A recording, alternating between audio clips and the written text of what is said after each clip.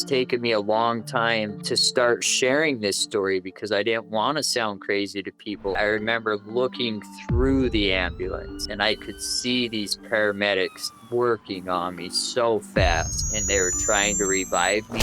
The terrifying thing about being above that ambulance is that as I'm watching them working on me, I had the worst feelings of grief, loss, almost like how they describe hell. Before you continue on, do you remember what the messages were? Like, are there any certain messages that stuck out more than one? There was 2 main messages that they taught me. Listen, man, I really appreciate you being here, and I'm excited to learn about your story, let alone share it.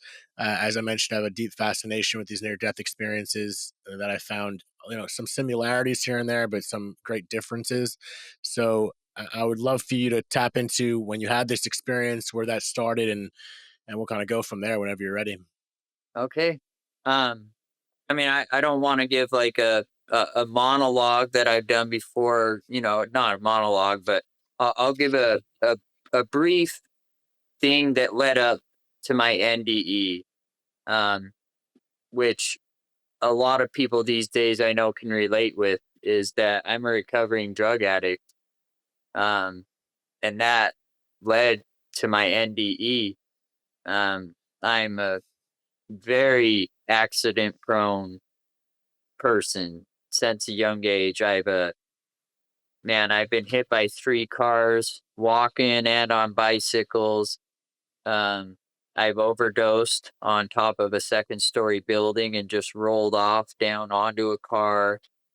Um, the last time that I overdosed, they Narcaned me, and I got back up on a Vespa that I'd driven down the street to get my drugs during my addiction, and they Narcaned me, and I kind of came back to and was like, "I'm out of here." And they're like, "No, no, don't go. You were just dead, basically. Don't go." And I jumped on my Vespa and was going to go home and got hit by another car on my Vespa. Um, yeah, it's Damn, dude.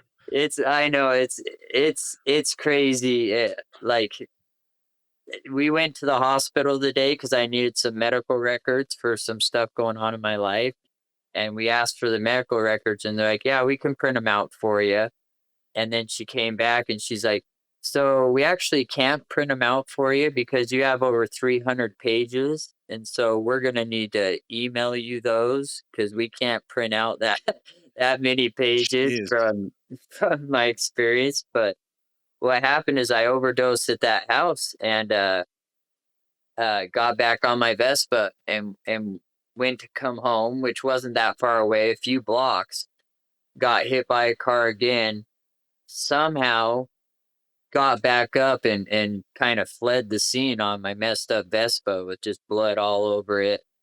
Um, and I went home, and my wife said that when she saw me, because my parents were out of town at the time, and my wife said that when I walked through the door, I just had this blank stare on my face, like almost like a zombie.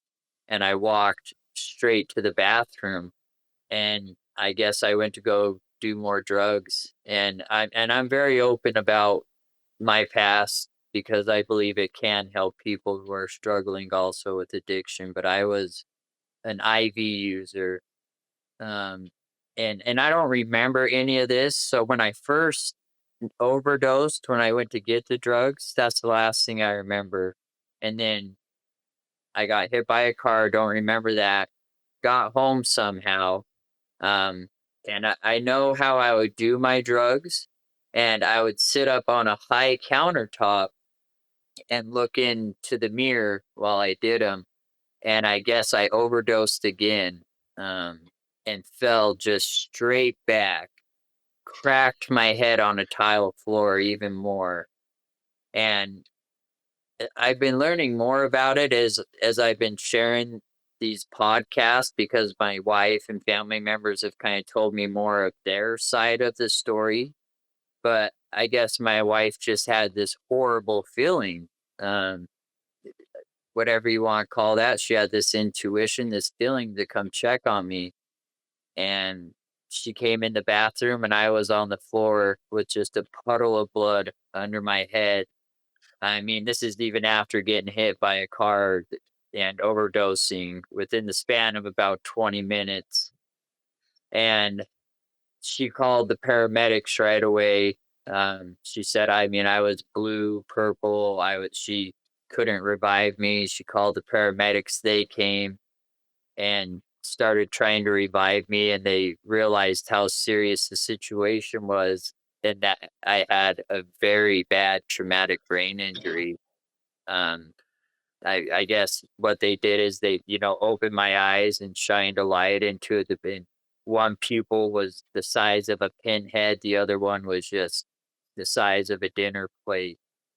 And again, I don't remember any of this, but they basically told her, "We're taking him to the hospital right now. He's dead, he's dying." And they told her that she couldn't come. She was saying, "I want to come in the ambulance." And they're like, "No, no," because they didn't know if they were going to be able to revive me. And that's kind of when my near death experience kicks in. Like I said, I don't remember these parts up until all of a sudden I remember coming to, and I am above the ambulance, and I would say 4 to 6 feet above it. And I remember looking through the ambulance. I could see through it, and I could see these paramedics working on me so fast. I remember one was putting this drill needle thing into my knee because they couldn't get a vein and they were trying to revive me. Um, but the terrifying thing about being above that ambulance, like my first memory, is that as I'm watching them working on me, I I had the worst feelings of grief, loss, desperation, anxiety, sorrow, any word you can think of that almost like how they describe hell, in the Bible and stuff. That's kind of the best way I can describe it as I'm sitting there watching them work on me. And uh sorry, when I talk about this part, it's been a few years ago, but I still it's thinking thinking about those feelings that I had above that ambulance were very intense and very real. And even though I could see them working on me, it was it was just so horrible, the emotional and spiritual pain that I was feeling. And I didn't understand that I was flatlined and dead at that time. To me, I'm just above looking down at all this chaos going on and not understanding what's on going on. And I remember it got to a point where I literally thought that I couldn't take it anymore. I it felt like whatever you want to call it, your spirit, your soul, whatever I was above that ambulance. And I don't have all the answers to this stuff.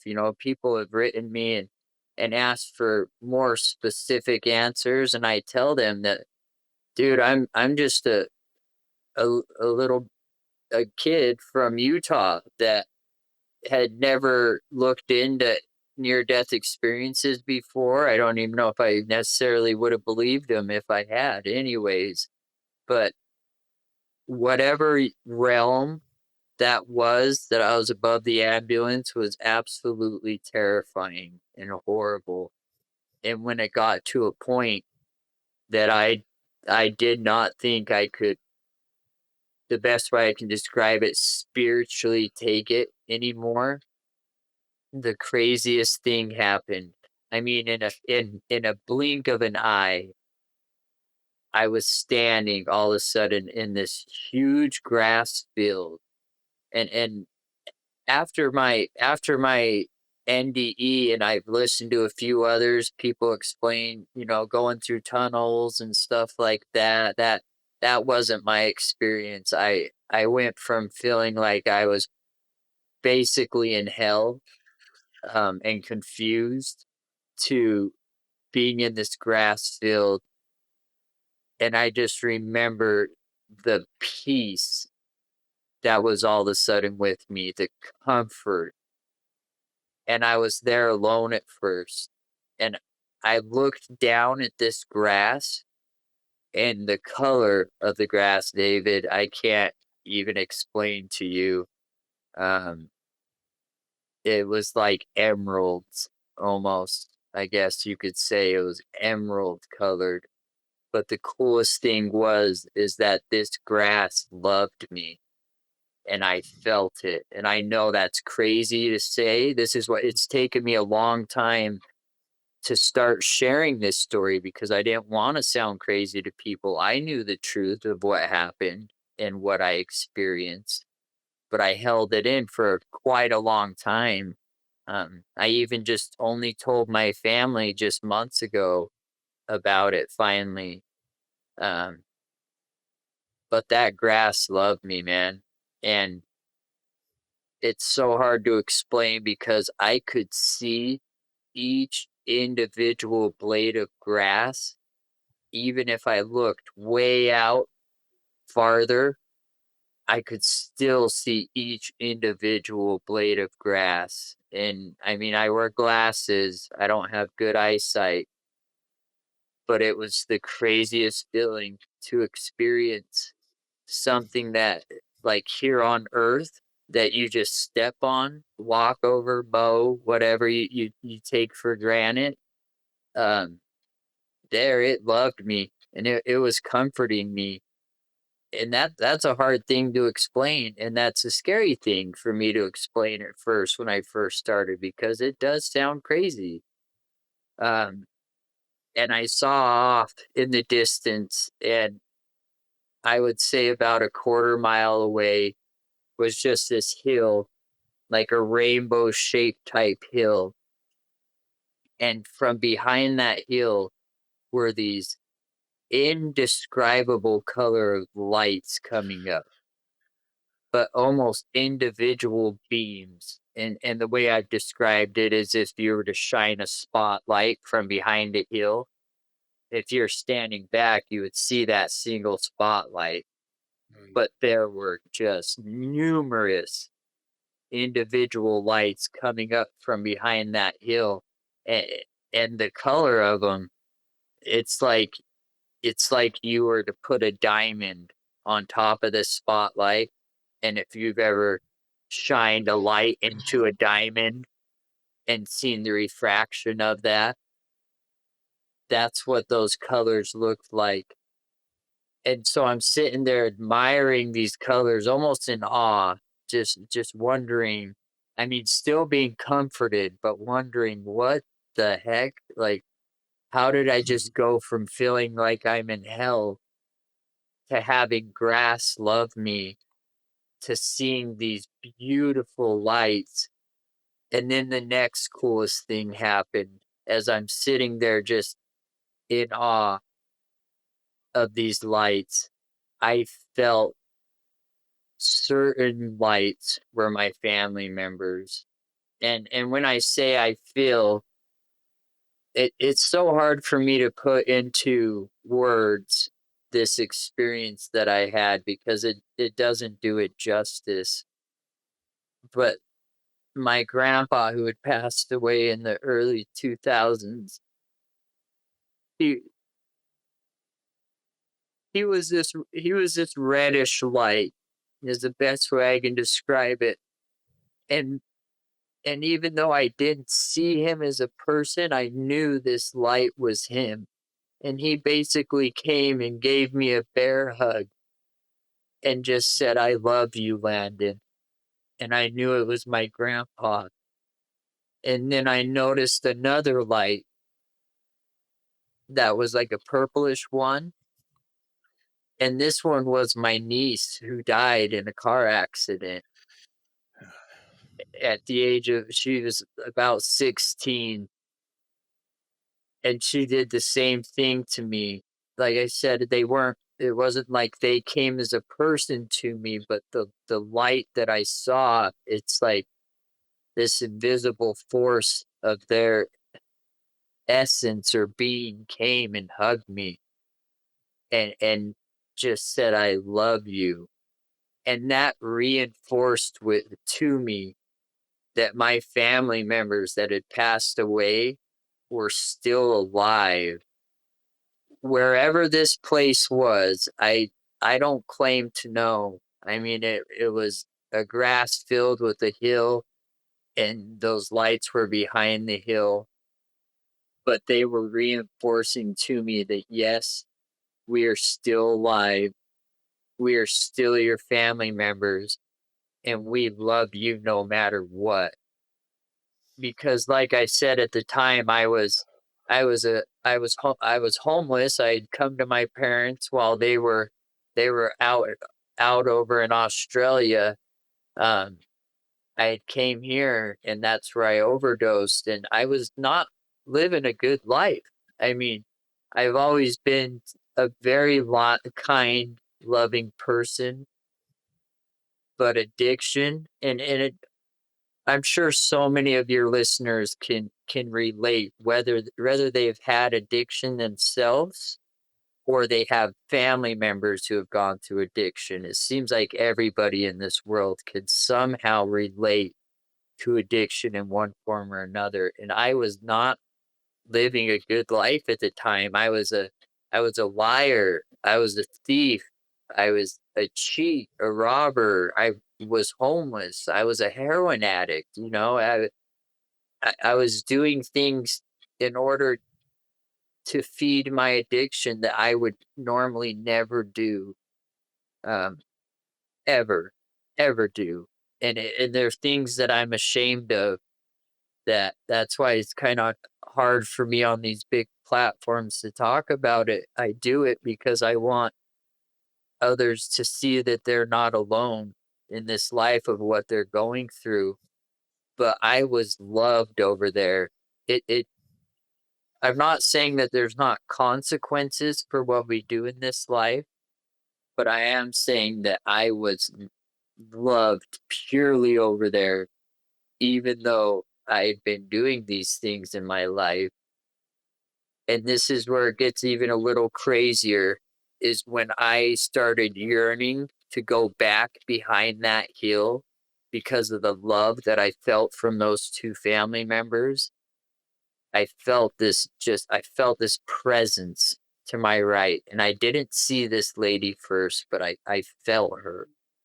And I remember turning a little bit to my right, and there was just this beautiful, beautiful young lady, and she looked about in her early 30s, late 20s, and she was just smiling at me, kind of like s- just a smile, and it comforted me so much. And that's when she started communicating with me, and her lips did not move. She was just looking at me with this smile and started, people say telepathically, but that's also not a good description of how she communicated with me. Um, the best way I've come to describe it is if I was to say the word fire to you, then your life experiences of seeing a fire, you would see the glow, you would feel the heat, you would hear the crackling of the fire, and you would smell the burning of the fire. But that's, and she didn't say the word fire, but that's the best way I could explain it, is that when she communicated to me, it was like every word was an all enveloping senses, and it was incredible. And she started explaining to me a little bit why I couldn't go back behind that hill, and how she was allowed to come to the place where I was to speak with me and communicate. some things with me, and as she's doing this, I feel another presence just a little more to my right. And so I turned, a little bit more, and all of a sudden there's a handsome man standing there, looked around the same age. Um, and he started speaking to me also, or communicating with me also. And the crazy part about this is I know I was related to those two people, and I saw them as people. They weren't just lights. Behind the hill, my family members, I saw them as lights, but these two people were actual people, like a personages of people, as if I'm talking to you, but they had a light about them, Mm. and they were just communicating with me so many amazing things. And anytime you have any questions, please cut me off and stop because this. Yeah, no, I mean it's hard to cut you off because the story so is just pulling me in. I feel like every time we're talking, I'm almost seeing it. Obviously, I won't see it the way you're seeing it, but I just want to do interrupt and say thank you for even taking me this far. But I do want to ask before you continue on. Do you remember what the messages were? Like, are there any certain messages that stuck out more than one from Oh, the man and the woman? absolutely, absolutely. There was two main messages that they taught me, and they're messages that I will never forget. I will never forget until the day I die. And what was cool is how they portrayed the messages to me also. The first one was the power of prayer. They were telling me about how powerful prayer is for us here on earth. And even in our darkest times, when we pray for help or our strongest moments, pray with gratitude to our creator, our whatever people want to call it. I call him my heavenly father, God. And in prayer, I try to tell people don't think about it as a religious thing, because people hear prayer and they automatically are almost like, like religious. I'm not. That was not how it was communicated to me, and I am religious. I'm LDS, but this experience that I had, this is during a time that I was not religious. I was not. I wanted nothing to do with God because I thought, if there's a creator out there, how could he love me or care about me? Because I had been homeless. I had lost my first daughter and fiance to drug use. I had been on the corners of streets holding up street shine signs for money, just so ashamed and so felt so worthless doing that. And the first message was the power of prayer. And that's when I kind of questioned them in a way. I said, basically, what do you mean the power of prayer? How is prayer real? How does that work? Because look at all these times in my life that by my own doing and my own choices, I was in these horrible places and felt so worthless and had nothing to contribute to society or others. And when I was questioning them about the power of prayer, all of a sudden they showed me this vision. And that's the best way I can describe it. And it's not like it wasn't like a TV. It wasn't like a projector screen. It was almost like they it opened up this like hologram type thing that I saw at a moment in my life when I questioned them about prayer. It was kind of like they said, well, here, let us show you the power of prayer and the times that you didn't realize it at the time. And the one that affected me the most is that they showed me this moment in time where late in Utah, I was homeless, again, holding up signs at Walmart, begging for money. Um, and I would go behind this little Caesar's dumpster on certain nights because they would throw a lot of food items out in the dumpster. And if I was the first one to be able to get there, either the first human or animal to get to this food, then I had something to eat for that night. And I remember this one night behind this dumpster, I'd found this piece of pizza that was, I mean, on the dumpster ground. You can imagine how dirty dumpsters are on the floor of them. And I found this piece, and I remember climbing out and sitting behind the dumpster, and it was nighttime around Thanksgiving time. And I'm staring at this pizza, and I remember so vividly, it was one of the worst nights of my life. I remember so vividly sitting there looking at this pizza and telling myself, Landon, if this is the best you can do in this world, if the best thing you have to contribute is to leave your loving family out there, to have a daughter that you chose drugs over basically instead of being her dad, and you're sitting behind a dumpster eating pizza out of it, you are absolutely worthless. You have nothing more to give in this life, and you being a human being means nothing. You could die tonight, and I mean, it was selfish thinking too at the time, but I thought, you could die tonight and no one would care. No one would care. And so I started thinking of ways, contemplating of ways to commit suicide as I'm holding this pizza, wondering what's the least painful way I could do it tonight. How do I end all this struggle and sorrow and this pain emotionally, spiritually, and physically?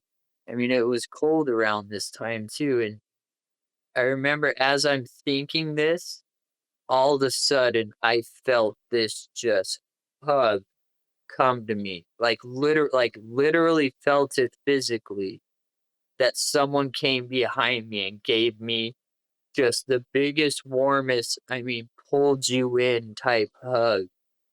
And I remember that night when it happened here on Earth, I was like, "What the heck? Who's grabbing me?" And when it happened, all those thoughts of suicide went away, and I felt so comforted. And they showed me this night, and they showed me that moment, and they said, "Do you not see how loved you are and how cared for you are from both loved ones on this side and on the other side?" And when that happened, I saw these lights come down and hit me, just like the lights that were behind that hill. I saw them come down and hit me, and it was so crazy because I saw these dark, wispy type things. I don't know how to describe it other than if you were to take like a black trash bag and kind of let it go in the wind type thing. But I saw these, when these lights came and hit me, I saw these dark things just take off, and they Wow. showed me. And that's when they were telling me, do you not see the power of prayer and how loved you are? And I know those lights were prayers that came to me that night.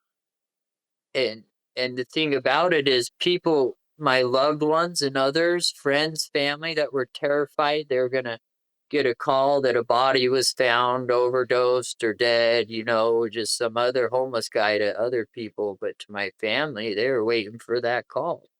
And they almost got that call, but they showed me and told me now, like, basically, like, how can you question prayer now almost? Because I physically saw that where I was, where they were showing me, and I physically felt it. I remembered back on that night while watching this, I physically felt that.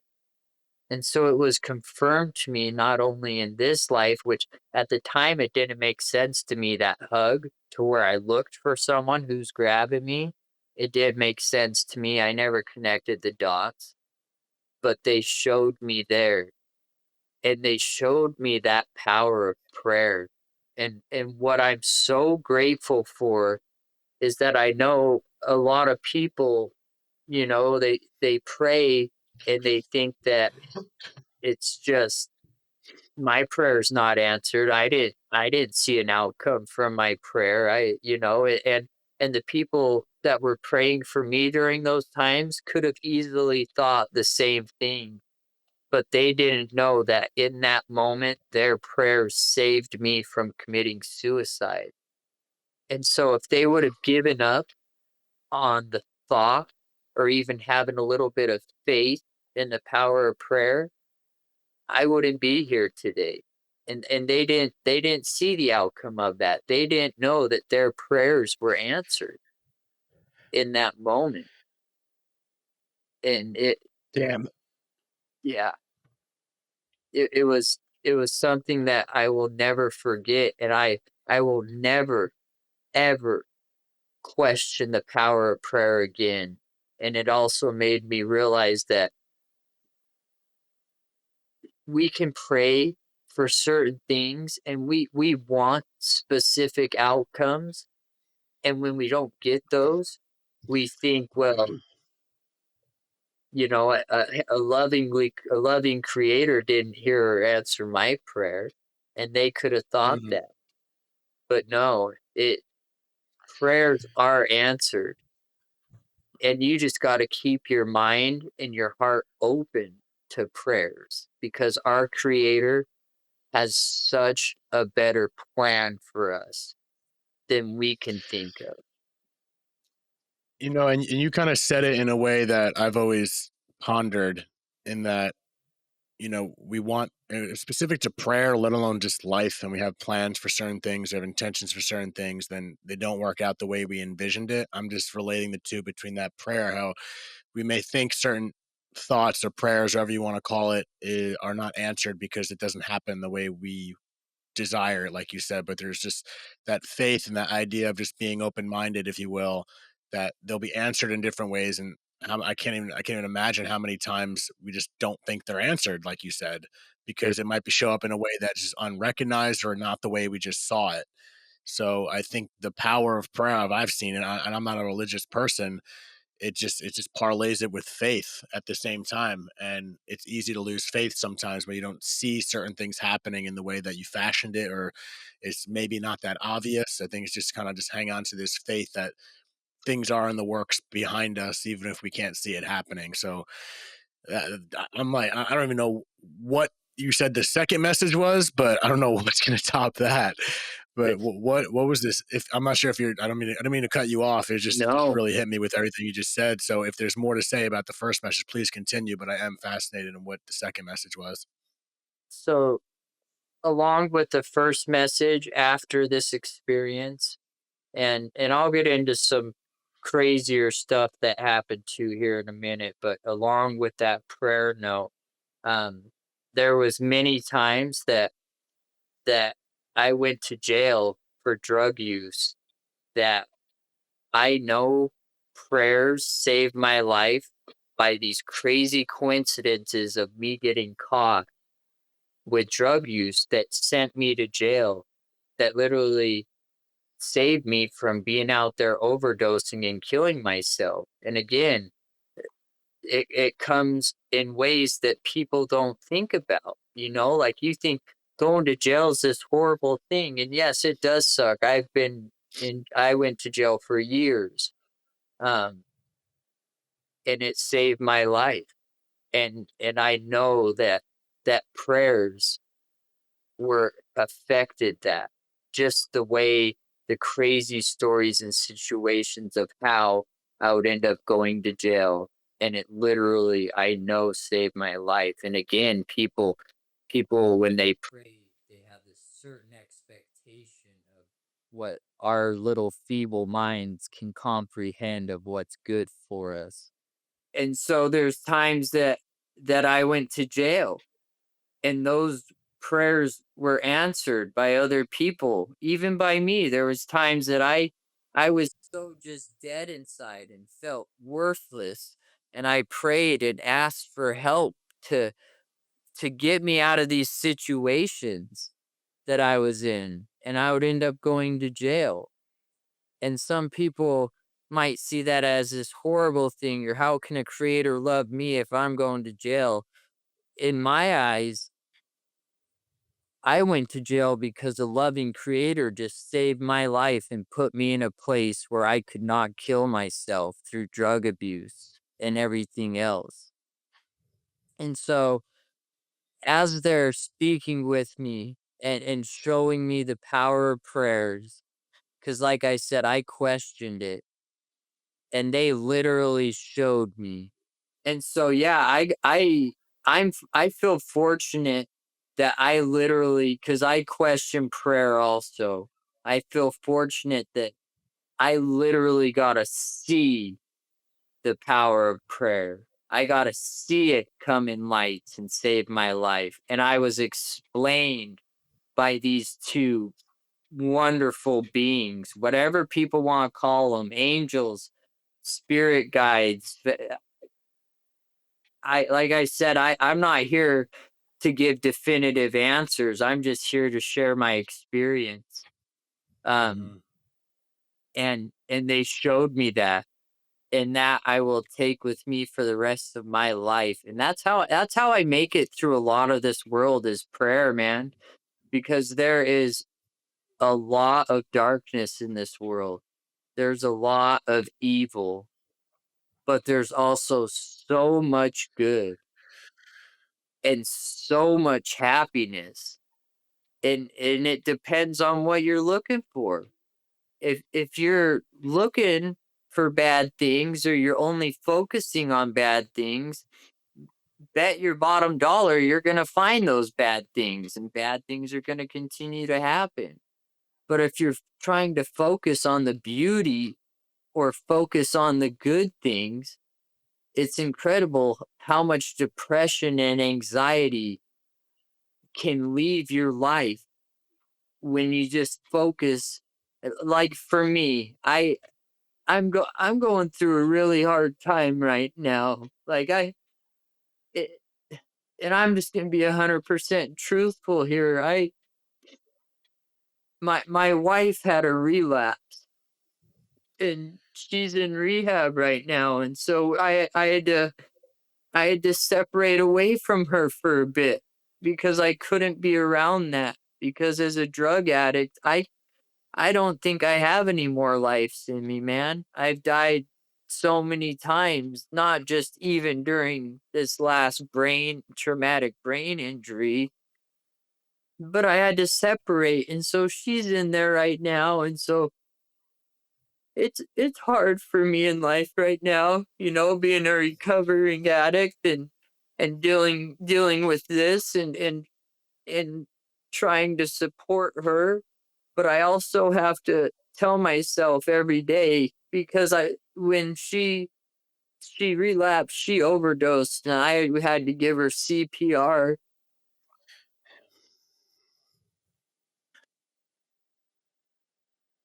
But what I have to tell myself every day is, Landon, you got this. And I pray for help. And then I sit for a minute and think about how grateful am I that she is still here and did not die, instead of focus on, oh, she relapsed. She's just going to be a drug addict. How could I do that? Because no one ever gave up on me. And for anybody out there who has family members that are struggling with addiction, it's a very hard thing. It's a very fine line between enabling somebody and loving somebody. and it's such a hard balance. But I have to sit here every day and say, you know what, Landon, you still have your son. Your wife's in a place that's safe, even though it's very hard on me. Um, and I just have to look for those little things in my life that I'm grateful for every day. And it only takes moments out of a 24-hour day. It only takes moments to think about the things you're grateful for. You know, like I said, I'm grateful for the grass. I'm grateful. I'm grateful to be able to talk to someone like you on a podcast. I'm grateful to be able to share my story because I do not want money from my story. I do not want fame. I don't want any of that. I want to share hope of what I was given during this experience. And so the second lesson that they taught me up there, and that was confirmed to me through my family members basically coming and hugging me and saying, "We love you, Landon." My grandpa saying, "I'm still your grandpa. I'm here." My niece saying, "I'm still your niece. I'm here." Just knowing that is amazing. And I know a lot of people struggle with that, with the loss of loved ones. But they shared with me that families can be together forever. And what we do in this life matters. And that's what I want others to know because I couldn't get through these hard times right now if I questioned that there was a loving God that cared about me personally, just this little speck on earth, this little insignificant human being. That's how I used to feel. And for the people who are atheists or agnostics that just aren't sure, I don't judge them at all. I've been there, you know? But this experience showed me that there is life after this life, and we will see our loved ones again, and that prayers are real and prayers are powerful. And I would have never understood or even grasped how powerful they are if I had not had this experience from them just telling me and then also showing me. It was incredible. And so as they're communicating these things with me, they told me a lot of personal things that someday I'll speak more on it. But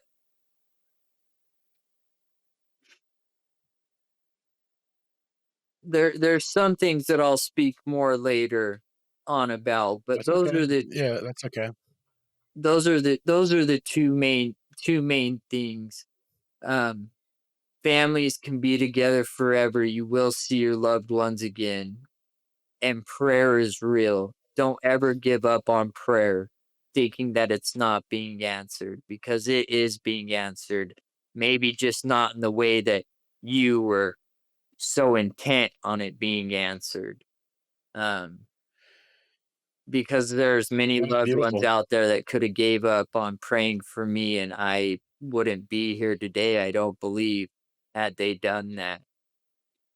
And so as they're telling me all this stuff, there was no goodbyes. I didn't I've heard some people say they got the choice of, like, you can stay or you can go back.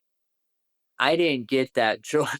They never gave me that freaking choice, I'll tell you what. That was that's and I think about it, I'm like, "Hey, that's kinda messed up. I woulda liked to stay there. It was the best feeling ever. I didn't get no choice. What the heck?" But I just got this one last tidal wave, and I mean, a tidal wave of bear hugs from all those lights behind that hill, and when it happened I just heard, and not only heard, but felt them say, "We love you. and we will see you again. And that's huge. That it's just not we love you, goodbye. It was we love you and we will see you again. And when that happened, boom, I'm back above my body again. But this time, I'm all of a sudden in a operating surgery room and they're doing brain surgery on me. I mean, Oh shit. oh dude, to to see your own brain surgery from above your body, uh I'm not into like gore movies or anything like that. I just remember as soon as I left that place, wherever that place was that I was at, back above my body again, all those horrible feelings came back to me. The ones Oh that I was man. feeling above that ambulance. And I'm sitting there watching them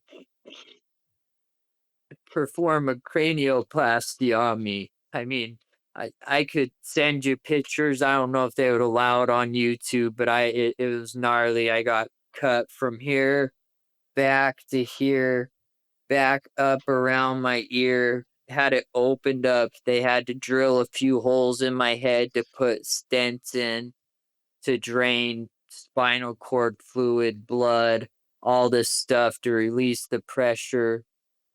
They ended up having to put 4 titanium plates in my head with a titanium clip, and I saw part of this above my body. It's like they had my head sectioned off with, like, this thing, like, almost like a curtain looking little Mhm. thing, and I saw them doing this, and I knew it was me, and I didn't feel the physical pain of them doing the surgery when watched it, but that again, that emotional and spiritual anguish that I felt when I was back above my body, whatever realm you wanna call that, it was horrible. It's the worst thing I can describe. I don't even like to talk about it because I still get, like, sweaty palms and feet Well, let thinking me ask you about one it. thing.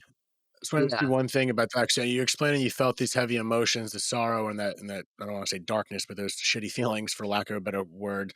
And you're aware of watching yourself.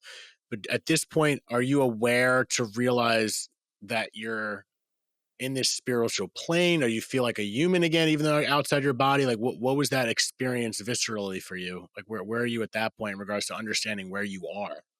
That's a good question. No, I knew that I was in if you wanna call it a plane or a realm or whatever, I don't have all the words for it, but yeah, that plane or realm that I was in, I I knew that I was because I coded and flatlined so many times on the way to the hospital, during my surgeries, so many times, and at that point, I knew that I wasn't alive in my body. I just knew that I was like my spirit above my body. And this is a weird thing. I couldn't tell you when I was up in that beautiful place and I saw these two people and then saw my family members as lights behind that hill that I couldn't go back behind.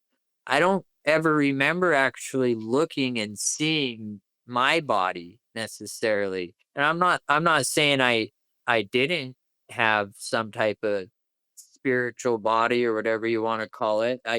It's almost like if you look straight forward, you don't even see the tip of your nose type thing, Yes. you know? Right. But Right. Right. so I could have, but I remember looking at my body and I knew that I was in some type of realm that was terrible. And the way I'll relate it is growing up as a young child, I grew up in a very, very haunted house with poltergeists, with ghosts. I grew up in this room.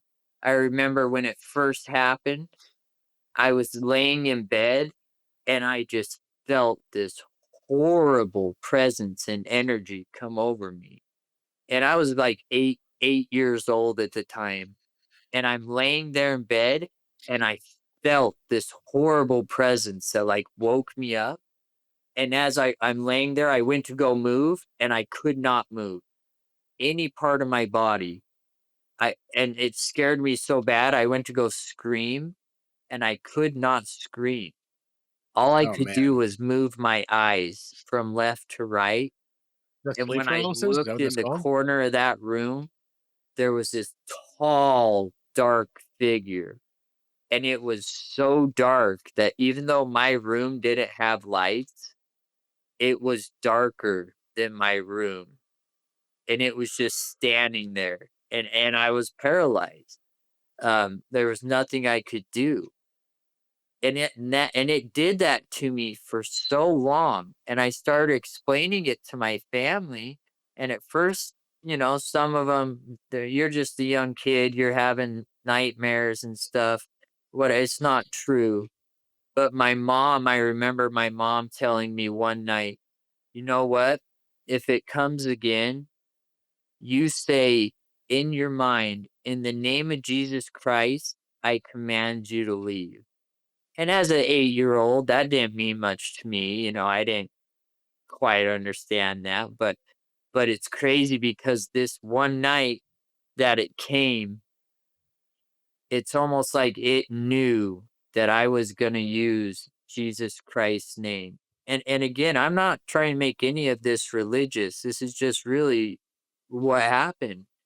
And I Yeah. used the name of Jesus Christ. I said, "In the name of Jesus Christ, I command you to leave." And right before I did that, I remember this thing just hovered over towards my bed.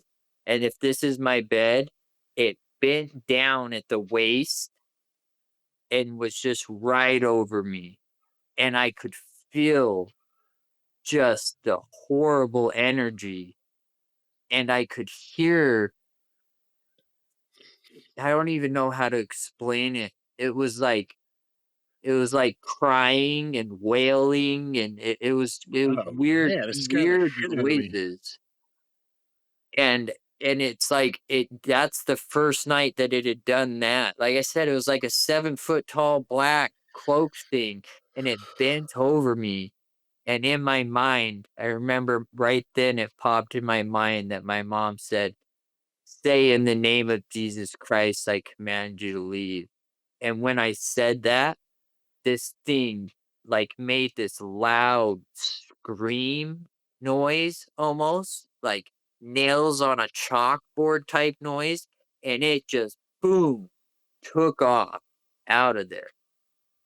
And it started messing with the rest of my family after that night. My rest of my family, started believing me because it started messing with them after that night. And so I've dealt with paranormal experiences my whole life without understanding what they were. Um, but when I was above my body, um, watching this brain surgery and almost feeling like I couldn't take it anymore, like above that ambulance, I thought I was just gonna die somehow or explode. I heard that woman's voice that was up in that beautiful place with me. And she said, "Landon, it's time." And the first time she said it, as I'm looking at my brain surgery, she said it a second time, "Landon, it's time." And all of a sudden, boom, I, I opened my eyes and my family was above me. And it was so confusing to me because I'm confused how the time works. Like where my family and my body was down here and where I was up there having the experience I was having, it was almost like jumping timelines. Like it's Mm. I don't know how to explain it. It's very confusing, but I guess when I first came out of my like mini coma after surgery because they thought I was going to be a vegetable, they didn't think I'd make it past 24 hours.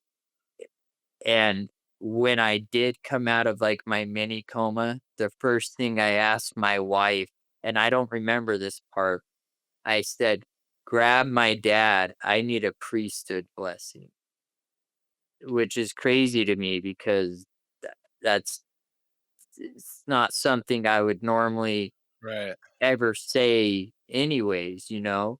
And what I've come to believe is that when I opened my eyes, I saw again, just like behind that dumpster, that I saw those black things flee in the hospital room. When I opened my eyes, I saw these same things, these black wispy things just dart out of the room.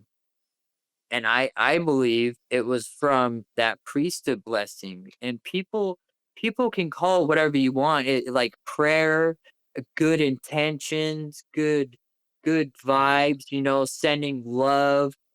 That's what I'm saying. When I say prayer, don't think of it religiously. People like just good thoughts towards another person, good intentions. It's almost all encompassing the same thing. And and for me, after all of this, one thing I try to tell people, and I this is nothing against any religions or any other people. Like I said, my experience, I'm telling you, was when I was in the darkest place of my life, and I wanted nothing to do with any of that. But what's come to me now, and what I will never deny, is the power of Jesus Christ. And I don't say that to demean anybody else's beliefs. I almost, when other people explain like we're oneness, we're all one with the universe and all that stuff, I don't see that as going against my belief in Jesus Christ. I see that as just another form of understanding that we are spiritual beings having this experience on life in life to learn. Mm. And that's why I do these podcasts, because I don't want to exclude anybody no matter what their beliefs. What comes out of my mouth is not to intentionally offend anybody, because like I said, I didn't necessarily believe in any of this stuff before either. But what is helping me is that I know prayer is real and I believe in Jesus Christ. And when I say that as he is like a role model and an anchor Mm. to me. How his life was lived, that's how I want to treat people, is the way he did, with good intentions, with love, with compassion, just like I was looking for when I was homeless, holding that sign, being ashamed and humiliated. All I wanted was love and compassion. And so I don't want to push anybody away thinking that I'm trying to push religion on anybody, because I'm not.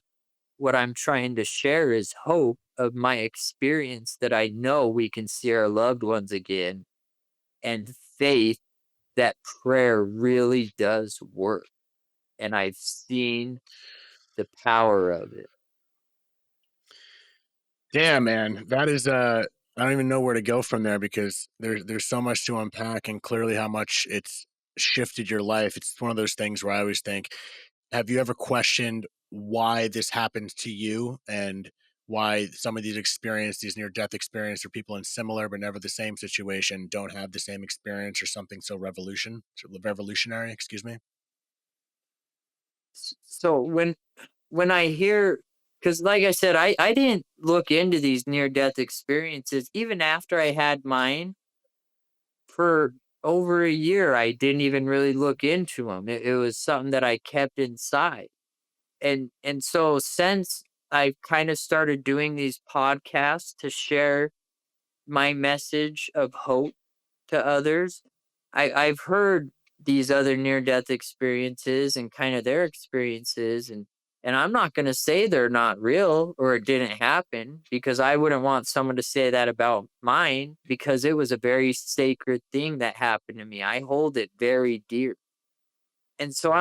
I'm not going to rule out anybody else's experiences, but it is, I do question and wonder why, why, if some might or might not be real, or why, if they're real, why theirs happened the way it did and mine happened the way that it did.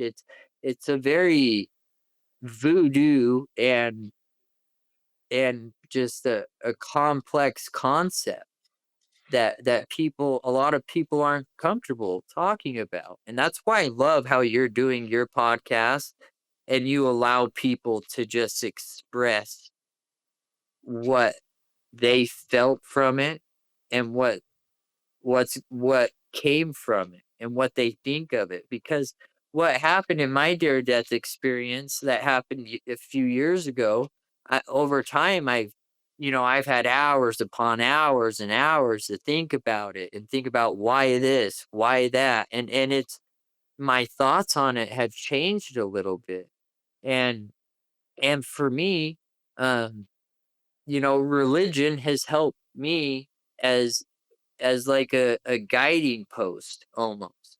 And every Mhm. religion's gonna have their bad people in it. It's just like any community, any organization. You're gonna find bad fruit in any of it. But the general direction that it helps lead my life, like the LDS religion, helps me to love people more, helps to teach me to have more compassion and empathy. And what it's also done for me is made me so grateful for the trials that I've had. Like I said, being homeless, being a drug addict, losing everything in my life, having to totally be stripped of everything and try to rebuild my life. And like I said, even now I'm going through trials, with my wife and stuff. And I'm I'm grateful that I went through those same trials, because now I have empathy and compassion for her, and I'm not going to give up on her.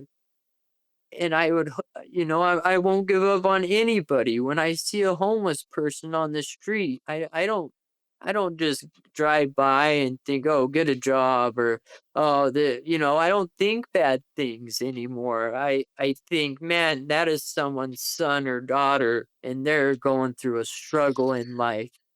Maybe I can get them a hamburger or sleeping. You know what I mean? Like, but that's Yeah, only because of my trials I've had in my life. And our God is so awesome. Our Creator and Heavenly Father and Heavenly Mother are so amazing that they let us have free will on this earth to choose what we want. And it sucks that some people choose to do bad with that will. But it's also amazing that we're given the opportunity to go through hardships. And some people think, oh, why me? Or why is this happening to me? I don't think that way anymore. When I look at mhm. my hardships, I sit there and think, wow, that was amazing how he loved me enough to let me experience that.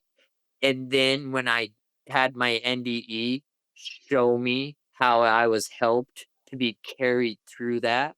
So I was never left alone. I was always loved and protected, but I was also given the opportunity to have these hardships. It's almost like with my son. Of course I want to protect him from everything, but I also want him to learn from his lessons and his mistakes. Absolutely. And to be able to help others by doing that, that's why I'm so grateful for the things that I've been through. Because now I can I And can turn my my biggest weaknesses into some of my greatest strengths. And I'm so grateful for that. And it's just your perspective, your mind, the way you look at things. I no longer well, of course I have poor me days, pity me days. You know, I'm human. I have a hard time practicing what I preach sometimes, but it's definitely turned my point of view around of why me, God, in a bad way to wow, thank you for trusting me, God, to go through this experience so I can help your other children on earth through their experiences. Because it's like me being a drug addict. I If you're a drug addict and someone that's never been through addiction tries to tell you, you know, what to do to live a good life and what you need to do, you're gonna like be like, you don't know what I've experienced. Get out of here. But if it's another drug addict who is able to overcome it and comes to you with compassion, you can turn that person's life around through your worst times that you turned in to this great strength to help others. And I've Yeah, and seen that's the sorry, there's a little bit of a lag there. There's the thing is what I'm hearing you say again is that perspective shift that is more often than not realized through these trials and through these tribulations and through these difficult experiences.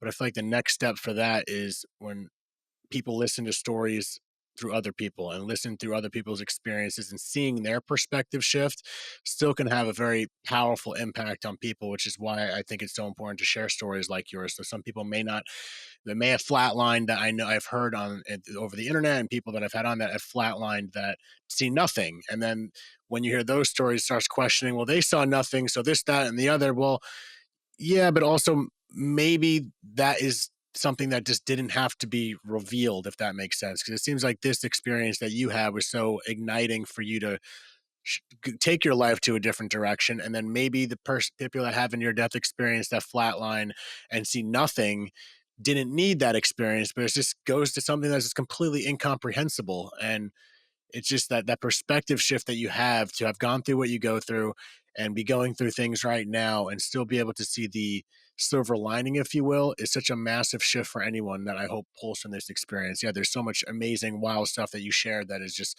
paranormal and spiritual that is arguably more impactful, but just to simplify the simplified expression that I'm hearing from you is that perspective shift. And even through your darkest times that you may be going through right now, you're still able to learn from your experiences and decide on how you're going to respond to the tribulations that are inevitably going to come. And it's mhm. just it's remarkable that you're able to see that through what you've gone through outside of the near death experience, even besides all that, regardless of what people believe. But it is truly tremendous in that aspect alone. Is all I'm trying to say. Yeah. No, and it's like yin and yang. How could you know happiness if you never knew sadness? Preach. And that's why our creator is so amazing that he created this space for us to know sadness so that we could find happiness and joy. Otherwise, we would never know the difference between the two. That would suck. That would really Well, suck. I'm trying to. I just want to see if I can tie this together because going into you said you weren't religious, then you had this spiritual experience, and then now you're talking about Jesus Christ and Creator. So, in regards to your near death experience, was there anything that showed signs of outside of the experience itself that was so transformative? Was there any kind of God wink, if you will, or something that explained to you about a creator or witnessed a creator in that space? Or is your explanation of father, mother, is that something that's been titled for you back on this humanly plane?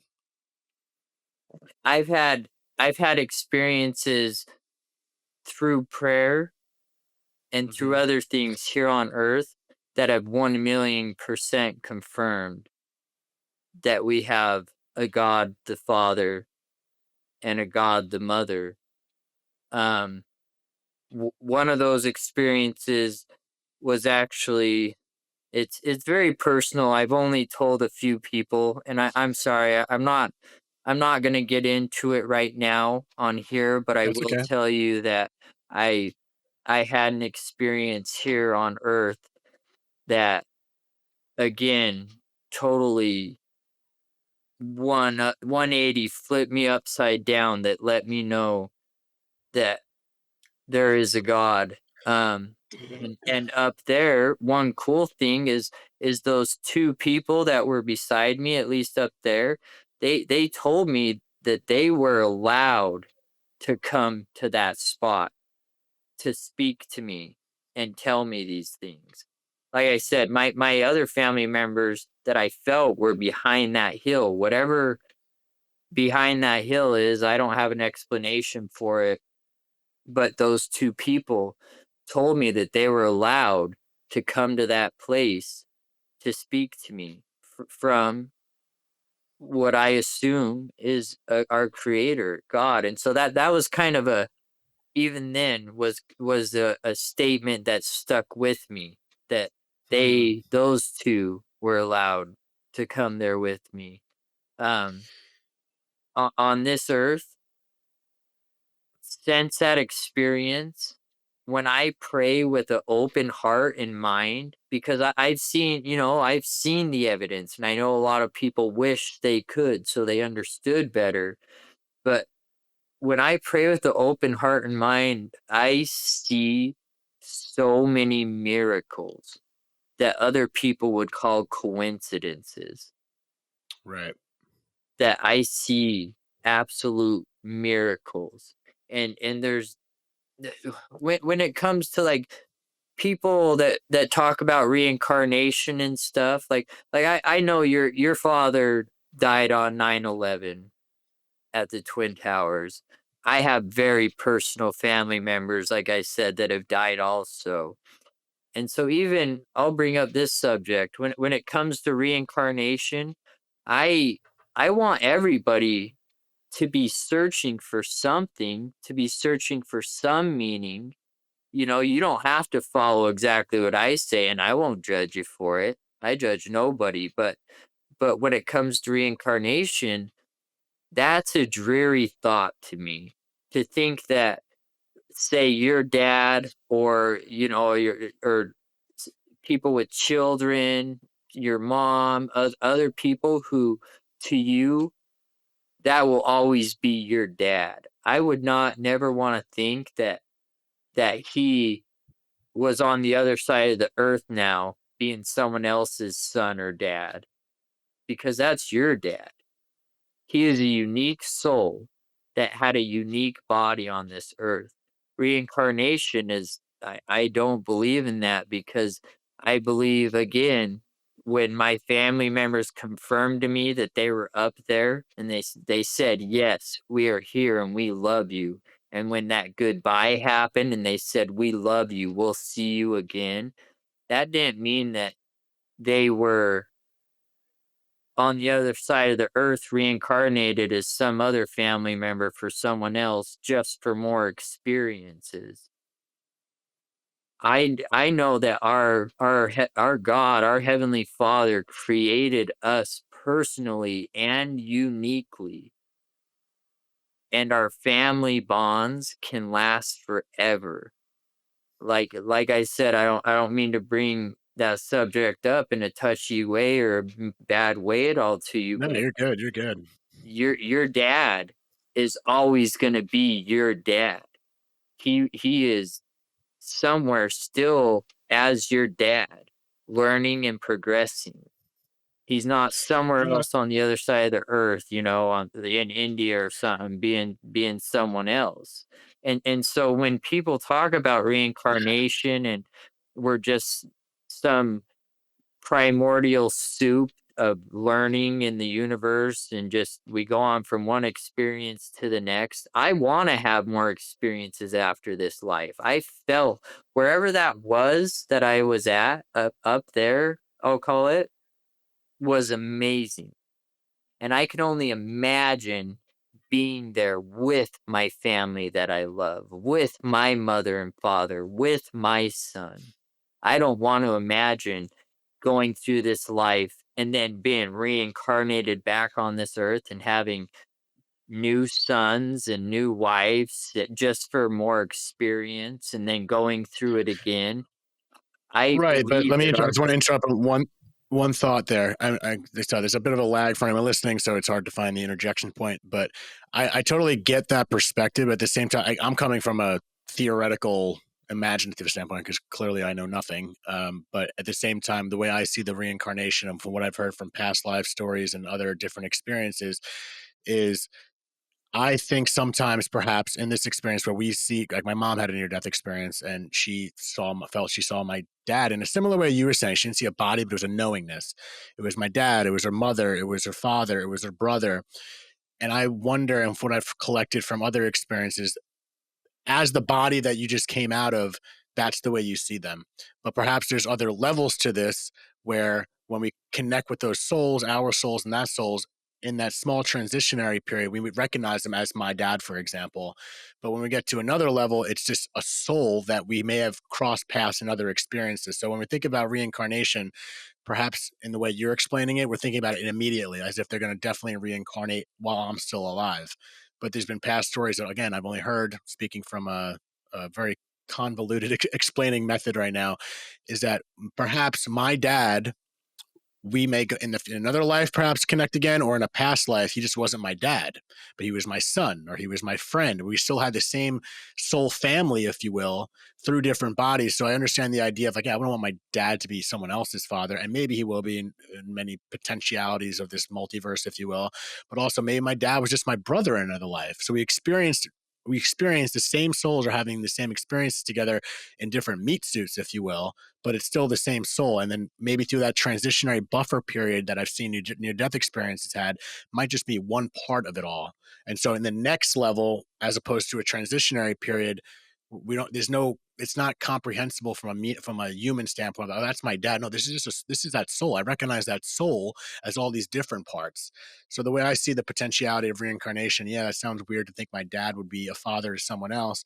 Maybe that's the case, but also maybe we have this family soul contract that we have, and so we have I've all these heard of different that. lives still experiencing each other, but through brothers, sisters, close friends, confidants, we're lovers, whatever it may be.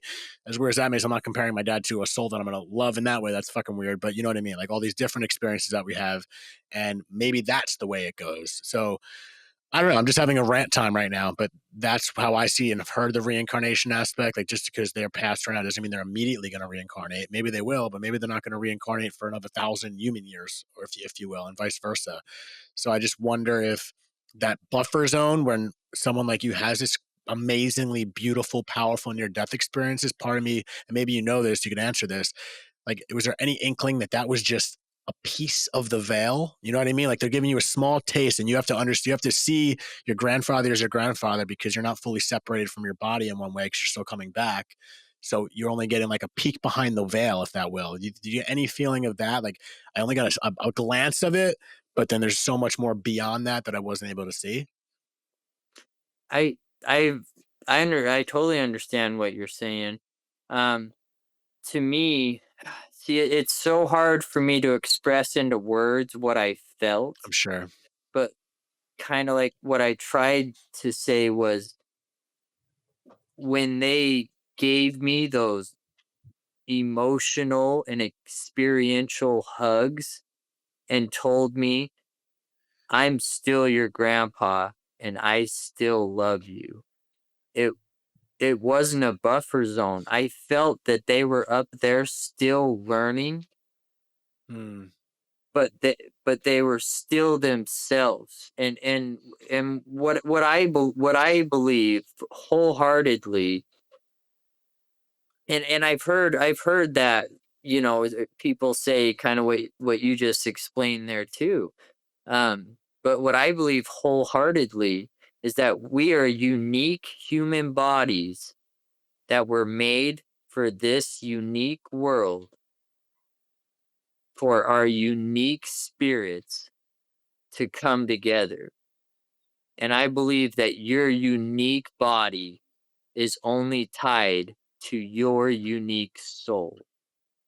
Hmm. And as far as coming back as soul groups, and this is and excuse me, because this is I'm not too privy to all this. Like I said, I didn't start even listening Me to either. this I'm type just of yeah. stuff. We're just chopping it up. Yeah, I know nothing. Yeah, I didn't even start listening to this type of stuff till just not long ago when all of a sudden all these people wanted me on their podcast. But from my experience, your dad will always be your dad. You'll never be in a soul group where he's gonna be your brother one day and keep learning experiences.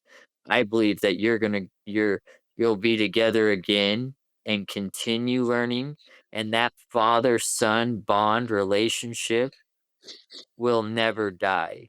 It will never reverse, you know what I mean? To where all of a sudden you're maybe his father and he's your son. That's I Mm, I what I felt up there, I know that to be true. I know my grandpa will always be my grandpa.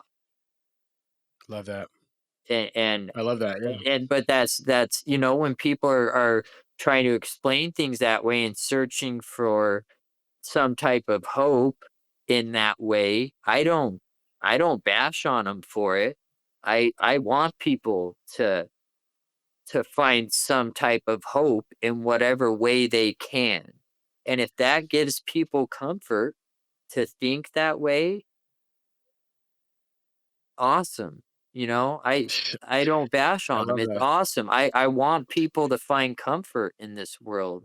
But I also the reason I do these podcasts is because my experience was so profound, and the things that I felt, I wish I could just push it onto you and others so that Yeah. you could understand what I'm trying to portray. But when I say that families can be together forever, I mean that my son will always be my son, and I will Hmm. always be his dad. And we're going to go to another place eventually where we can continue progressing and learning. But what I want people to know is what we do in this life matters. I was that's something I was told up there. Imagine this is like a high school. This life is a high school, and you're determining what college you want to go to.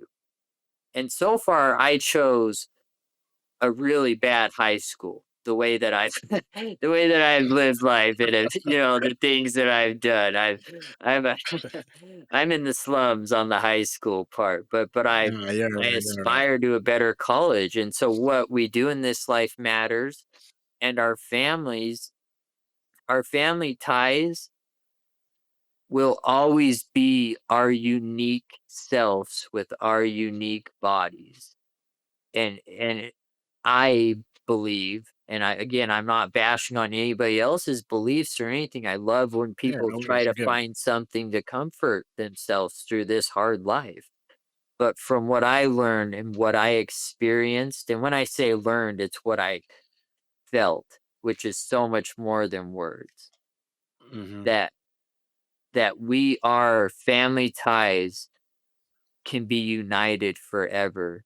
And when people talk about learning more, we can't learn everything on this plane of existence and all that. They're correct. We can't. But in the next plane of existence, I felt that they were still progressing. They were still my family members that I know and love, and they won't change. We won't go to another life in different positions in the soul family, per se, and a brother become a father type thing. That's not what my experience was, and this is not like I said, this was not me. I was not like religious at this time. This is not me pushing any religion on anybody. I am LDS, but I this experience was something that I didn't believe existed before my Y- experience. Yeah, no, and I And love that the way you explain it. You know, you clearly have your beliefs based on a profound experience. Very few people get more people have had these near-death experiences. I think even the stories show, which is incredible. But you had a magical experience that is just a blessing in so many ways. And you've been very clear in your aspect of this is based on your experience. These are your beliefs, but there seems to be some interchangeable aspects that, it's not an X variable, but, you kind of still have your own beliefs. And a lot of these beliefs may be using different titles, but are kind of saying the same thing in many ways. And especially what you just said about that you felt and sensed that they're still progressing up there. That is definitely a commonality that I've heard from guests I've had on the podcast, that this is a school. Like, this earth is a school. It might be a hellish school many of the times, but it is school, and the school and the higher education continues, for lack of better words. But Mhm. listen, Lennon, I want to, I'm very grateful for the opportunity to make this happen in such short notice. I really appreciate you sharing your testimony and your experiences, and doing it with the full heart and such vulnerability to explain everything you've gone through in your life outside of this near-death experience that I know will have an effect on so many people that are currently going through it. And I hope that someone who may be going through it now is going to find your story and find some solace through that. So I just want to express my gratitude for you taking this time to speak with a stranger and coming on my show. Dude, well, thank you for inviting me, and that's the only reason I'm doing these things, is to even if it's one person that I can give hope and solace to, it made it all worth it. And before I go, I just want to again reiterate to everybody out there the power of prayer. Don't give up on loved ones that you think you're praying for and it's not working. And don't give up on yourself when you pray for help and you don't see the exact answers that you think you need. So, the power of prayer, never give up on it. And that would be for everybody. Like I said, it's not religious. If you're a person on this earth, the power of prayer is a gift that you have that is more powerful than you could ever imagine. It was more powerful than I ever imagined or thought was true. And so I would hope people, can do the two things. Take a couple moments out of their day to think about the things that they're grateful for and focus on that, and then pray with an open heart and an open mind. And I guarantee you'll find power in both those things. And that's what I hope your listeners kind of took away from my message, because that's the biggest message that I got there. And it's for every human being on this earth. Amen. I appreciate it, man. You're the man. And guys, I hope you enjoyed this episode, another episode of Dead Talks. Landon, thank you so much. Cheers, guys. Thank you so much for tuning in to another episode of Dead Talks. Please do not forget to hit the subscribe button and also the notification bell. That'll give you updates as to when we post a new video, more episodes, and more content in general. We are streaming on all the major podcast platforms, including Apple, Spotify, iHeartRadio, Pandora, and all that. And also find us on Instagram at Dead Talks Podcast or www.deadtalks.net. Thank you so much.